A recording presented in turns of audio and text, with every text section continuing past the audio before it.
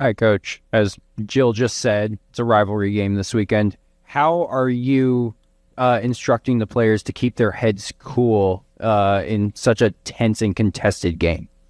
Yeah, I mean, touch wood, we haven't had any problems from a disciplinary point of view in this game, or in many games really. So I think that bit doesn't concern me. We want the players to be up for the game. I think if you approach games like this, you want it to be as normal as possible, but I think you have to pay respect to the fact that it is a derby game, the intensity levels, the emotion of the game. We saw it in the game at the end of last season when I think Vargas got sent off, and it was tense. It was emotional. You've got to keep your heads. You've got to have ice running through your veins, and you've got to play the game and not the occasion. And we've got to make sure that we do have ice running through our veins on Saturday. It's going to be a fantastic game. They always are.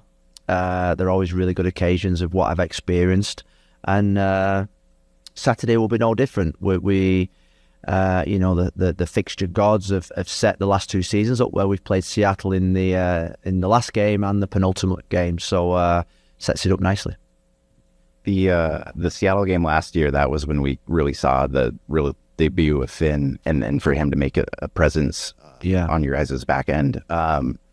Where have you seen the growth from him in that game, and since that game, and what were maybe some of your concerns when he was young and making that debut? Like, what did he need to work on? Yeah, I mean, I think when we first signed him, we had a sort of like a long-term plan where we were going to slowly bed him in, and I think in those first 2 or 3 months there was a real sort of like inexperience, naivety, shy boy. And what I would say in terms of when we got towards the end of the season, he was pushing and pushing because his performance levels was just so consistent. And when we put him into that game, we put him in at exactly the right time where we felt he was never going to fail. When you put young players into situations, you put them into a situation where you're almost safeguarding failure. And we firmly believe that was the right moment. I think what we saw coming out of that game and what we've seen coming into this season is that after that game, it probably changed our whole recruitment process a little bit in terms of looking for a centre-back in that off-season. We were looking for a centre-back to play next to Zupa, next to Kamal, and all of a sudden we thought, oh Lord, we have one. We have one in the building. And what we've seen this season, we've seen just a consistent level of behaviour, performance, attitude. And when you talk about players that are going to go right to the very top, those qualities I think are as good as any qualities that you need to have. Hey, Coach. What type of challenges does Seattle present? Obviously, going on the road into a hostile environment, but a really good team that's battling for playoff position as well. Outstanding team, brilliant experience, some really good young players, a cohesive, settled, consistent unit that know exactly what they're doing, know exactly what they have to do. I always think with Seattle that when you think that they're hitting a little bit of a wobbly patch, they always tend to know how to win games of football at the most important time. And I think if you look at the Western Conference, apart from probably LAFC and maybe Dallas, every other team is probably going through the same period at this moment in time. From San Diego at the top down to probably San Jose down in 10th, 11th, 12th. Everybody is just probably crawling over the line in that last little bit of the marathon. And I said after the game on Saturday that I thought we were crawling. We're crawling in terms of the points, but I don't think we're crawling in terms of the performance levels. Our performance levels, our energy, our health is really good, even though we've got 2 or 3 injuries that probably are touch and go for Saturday. I feel as if we are on one branch, we're striding towards the end of the season. We're playing really good football. The other bit, the crawling bit, is more the points accumulation over the last 4 or 5 games. 2 for me. The first one to kind of build off of that. You've had some games where you've had late leads. How do you try and get over the finish line? And then the second would be kind of the things you mentioned in the post game. Rojas picking up a knock. Jim Rafori came on and was able to play in the second half. How are they heading into this match? Yeah, well, I think the game management over the last 2 games, the best way to deal with game management is to be 2-0 up in the game, and then you don't have to really game management. I always think that, I think games when we should be 2 or 3 up, then you don't have to go into the last 10 minutes backs against the wall, a little bit of naivety and experience and nervousness. So I think killing off games has been probably our kryptonite this season in a way. But there is going to be times, there will be times, hopefully going into the off season, when we're going to have to see out games. We're going to have to be, camped in, seeing out games, using experience, being sensible, running the ball into the corners, and just being sensible with our play. And that's something that's cost us in the last 2 games. How does the experience of a guy like Maxime kind of help you guys as you enter the late season stretch? Maxime Crepeau? Yeah, I mean he's experienced. He's been to an MLS Cup final. He's won in this league. I always think with the likes of Max and Diego Chara, those that have been the distance at this stage of the season, I always think that they just remain real consistent, real calm. There's no massive ups, there's no massive downs.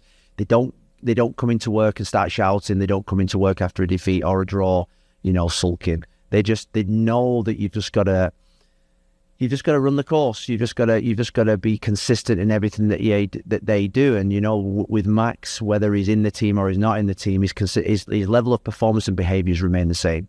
So we are very lucky to have 2 outstanding keepers. We've got 2 Canadian number 1s, 2s, and 3s, if you know what I mean. So, and Max is ready to play.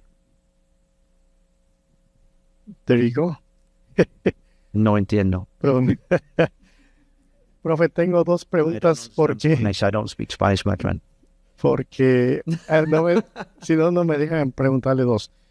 Usted que jugó en Manchester United y jugó esos clásicos allá, ¿cómo se va a vivir este clásico? ¿Qué tan importante es para el equipo de Portland? ¿Y por qué usted está tan confiado en que van a calificar para los playoffs? Sí, esos partidos son más importantes para los aficionados. El primero es los aficionados.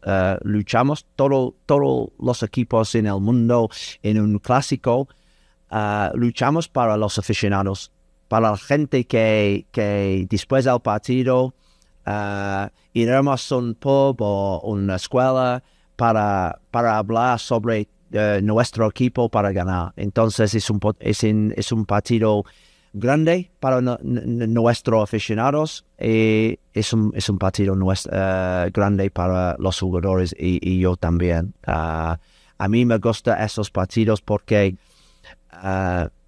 cuando llegamos al estadio la sensación es diferente, el campo es diferente, el ambiente es diferente en esos partidos. Entonces es porque cada día me levanto cada día para jugar, para entrenar, para manejar esos partidos. Unas cosas. Tenemos otra pregunta. ¿Por qué está tan confiado? Tengo mucha confianza en este momento porque el último año en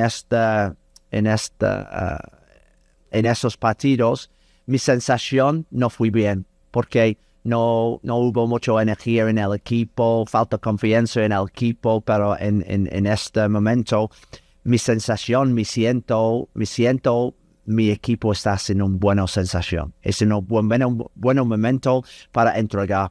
En ese momento, esa sensación para mí es mejor que otro. Gracias. All right. Last question from me. With the Timbers having not lost in Seattle since 2017, Jeremy. does that does that historical record? Rephrase the question. With a really good results in Seattle. Yeah. That, let's just go. Does that historical record provide any confidence to a new group of players many of whom haven't played in Seattle yet? Yeah. Well, I mean, I always think with the younger players that come into a club, they probably don't even know what our record's like in Seattle when we go up to the young players nowadays. Particularly when you come into football, you only think about what's happening today. You don't think about what happened 3 years ago or when Dairon scored a penalty in a playoff game, for instance, or whatever. They don't care about it. They don't think about it. The young generation, I was young, you've been young. You only think about today. What am I going to have for lunch in about 20 minutes' time? They're only thinking about their lunch. what they're going to do this afternoon, who they're going to play against on I don't know what they play on nowadays, the PSPs or whatever. So they're thinking about this is an important game for the fans. They're thinking about how good a game it's going to be on Saturday.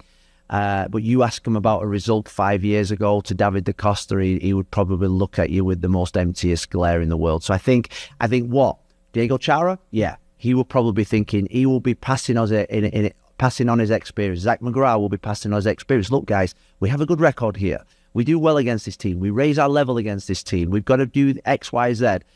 But for the younger players in the team, I don't think they have a clue what's going on in the next 20 minutes, never mind in the next 3-4 days.